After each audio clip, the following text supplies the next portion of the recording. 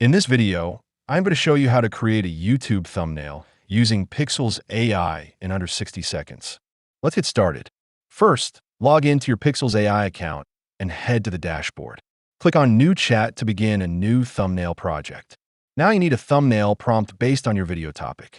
You can quickly generate one using an AI writing tool by asking for a YouTube thumbnail concept with scene details and title text included. Once you have the prompt, copy it and paste it into Pikzels. Next, click Generate, and within seconds, Pikzels will create your first thumbnail design. After it loads, look at the score shown on the top corner. This score measures how clickable and engaging the thumbnail is. To improve it instantly, click on Analyze and then choose One-Click Fix. Pikzels will create a stronger version with better composition, curiosity, and virality.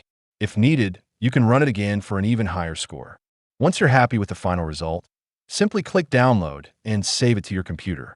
And that's how you create a professional YouTube thumbnail in under 1 minute using Pikzels AI. If you want to support our channel, feel free to use our affiliate link go.pikzels.com/dine in the description below. Thanks for watching, and I will see you in my next video.